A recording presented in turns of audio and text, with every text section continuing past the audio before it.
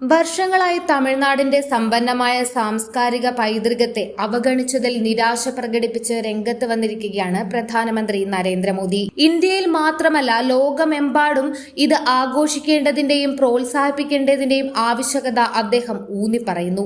ഒരു തമിഴ് മാധ്യമത്തിന് നൽകിയ അഭിമുഖത്തിൽ ലോകത്തിലെ ഏറ്റവും പഴക്കം ചെന്ന ഭാഷയാണ് തമിഴെന്നും ആളുകൾ എന്തുകൊണ്ടാണ് അതിൽ അഭിമാനിക്കുന്നില്ല എന്നും പ്രധാനമന്ത്രി ചോദിക്കുന്നു.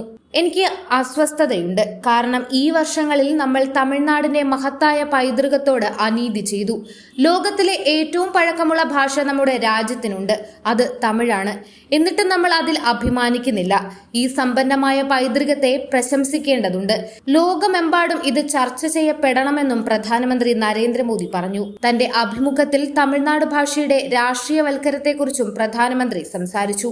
ദക്ഷിണേന്ത്യൻ ഭക്ഷണങ്ങളായ ഇഡലിയും ദോശയും ആഗോളതലത്തിൽ തങ്ങളുടെ മുദ്ര പതിപ്പിച്ചതുപോലെ തമിഴ്നാടിന് പുറത്ത് തമിഴ് ഭാഷയും വ്യാപിപ്പിക്കണമെന്നും പ്രധാനമന്ത്രി പറഞ്ഞു. ഭാഷ രാഷ്ട്രീയവൽക്കരണത്താൽ കഷ്ടപ്പെടുകയാണ്. ദക്ഷിണേന്ത്യൻ ഭക്ഷണങ്ങളായ ഇഡലിയിൽ രാഷ്ട്രീയം ഉണ്ടായിരുന്നെങ്കിൽ ദോശയും തമിഴ്നാട്ടിൽ തന്നെ നിൽക്കുമായിരുന്നു.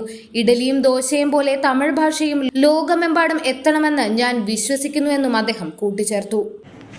കൂടുതൽ വാർത്തകൾ അറിയുവാനായി ഈ ചാനൽ സബ്സ്ക്രൈബ് ചെയ്ത് ഫോളോ ചെയ്യുക.